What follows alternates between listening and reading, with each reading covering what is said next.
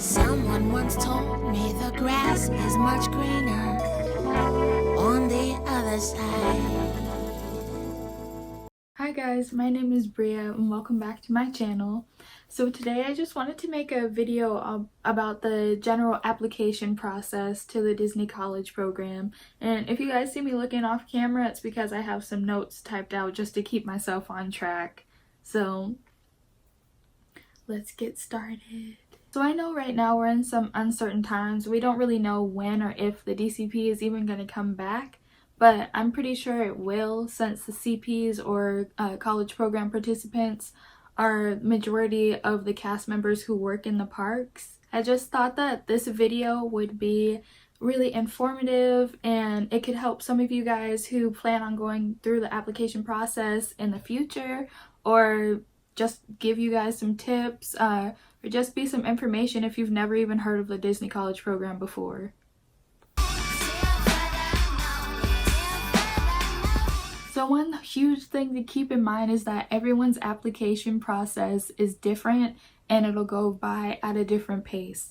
So say you end up applying with one of your friends, though I strongly advise against doing that, and they end up getting their phone interview when you're over here and you're still in application pending and you haven't even gotten your web-based interview yet. Don't let that discourage you. That doesn't mean that you won't be accepted into the program later on. Something that I feel like does play a factor in how fast your process moves is basically how many other applicants are applying that season, and just if you've done a college program in the past. Because I know my second time applying, my application process went through pretty fast. I feel like as soon as I uploaded my application, maybe like the next day or so, I got moved to the WBI, and then after that I think the very next day I was able to schedule my phone interview, and then that next week I was accepted. It wasn't like that at all with my first process. It moved a lot slower, but I also did apply later in that season, so I feel like that did also play a factor in how fast my process moved. Someone once told me the grass is much greener. So some tips about the general application process. Make sure you don't put interest in any role that you feel like you won't be comfortable with if you do get accepted in the program. Because when you go on to have your phone interview, even if you're asked about roles that you have like higher interest in, you will still be considered for any role you put any kind of interest in. So say you have one role that's low interest, and then you have one role that you get asked about the most in your phone interview, and then you get accepted and you see that you got accepted for the one role that you put low interest in. You'll be considered for any role you put any kind of interest in, just to emphasize that. So do not put interest in any role that you won't be comfortable with working for 6 months while you're in Orlando, because I feel like you probably wouldn't enjoy your program as much as you should. So if they end up liking your initial application, then you'll get an email that you moved on to the web-based interview, or the WBI. So if I say WBI, that's what I'm talking about. But so that email is time sensitive. You'll have 3 days after you receive it to go ahead and schedule your web-based interview.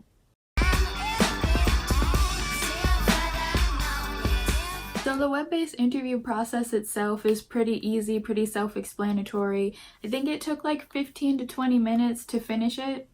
And it is a timed assignment, but you shouldn't need the full time span in order to take it. But that being said, still think about your answers before you answer a question, and also try to remember how you're answering the questions and be truthful, because some of the questions are reworded or just repeated in some way. I think that that's just because Disney wants to make sure that you're being consistent and that you're answering the questions based on how you genuinely are as a person. That being said, be truthful, but also keep in mind that Disney's not going to want to hire someone who they think is not a nice person, or who doesn't come across as being customer service oriented, or probably forgets names really easily because everything is on a first name basis pretty much at Disney. So if you do go on to pass your web-based interview, then you'll receive an email probably right after or like a day after to go ahead and schedule your phone interview.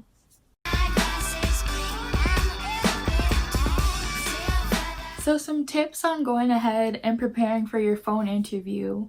Maybe like a couple of days before, go ahead and write down some notes. Obviously don't write out a script because your recruiter is going to know that you're reading from something while you're answering the questions.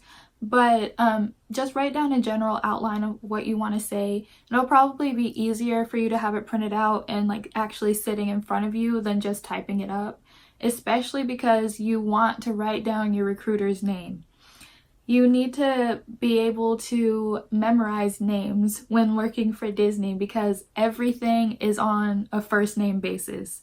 Especially when you start working for the company, you'll even refer to your leaders and coordinators on a first name basis.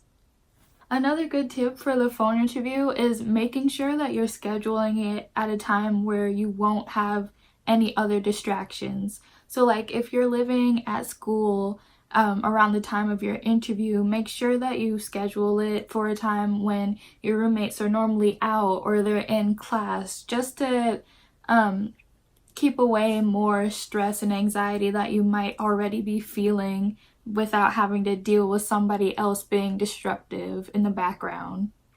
So another thing that I would strongly advise is to go ahead and do what you need to do to make your space comfortable. I remember for my first phone interview, right before I was scheduled to have my call, I was listening to one of those chill like Disney instrumental streams on YouTube, and then that just kind of calmed me down and put me in a more Disney mindset. Then my second phone interview, I had on my mini ears and I was sitting next to my Stitch and everything. Again, it just made me feel more comfortable and put me into a more like happy Disney mindset. So when the call comes through, it'll likely be from an unknown number. So if you get a call around the time of your phone interview, even if it's an unknown number, make sure you go ahead and answer it. So at this point, you're probably going to be really anxious. Go ahead, take a deep breath, and then answer your phone. Make sure you smile while you're talking because not just recruiters, but anyone over the phone can hear when you're smiling while you talk. I think you should be professional, but also try not to take yourself too seriously. It should just be like a normal phone call. Again, be professional, but your recruiters are just people and they're going to make sure that you're comfortable while you're talking to them. Before you even apply, you may want to look through the Disney lookbook and see what kind of tattoos and piercings you can and can't have based on which roles you're interested in. One of the first questions that they'll ask you on your phone interview will be like, how many tattoos do you have? How many piercings? How big is it? Where is it? So make sure you're keeping that in mind. But that being said, having tattoos and piercings is not at all a deal breaker. I worked with so many people who had both tattoos and piercings outside of like the traditional one lobe piercing. Even my leaders and coordinators had them, so it's not that big of a deal at all. Maybe just make sure that it's something that can be covered with your costume or with makeup. So just to touch on this again and emphasize, just because you are asked about a certain role does not mean that you're going to be assigned that role. That comes back to not picking anything that you don't have interest in. Lastly, just make sure that you're asking your interviewer questions because they're going to want to see that you want more information about the program. And through doing that, you could even be forming a connection with your recruiter.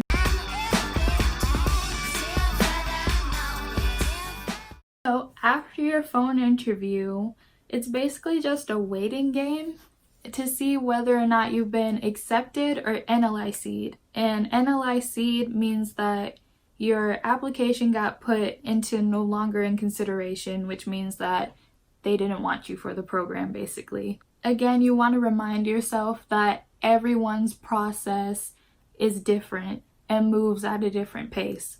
So just because one wave of people who applied around the same time that you did ended up getting their acceptances, but you haven't heard anything back yet and another wave has gone by, doesn't mean that you won't be accepted in the next wave or even later in the process.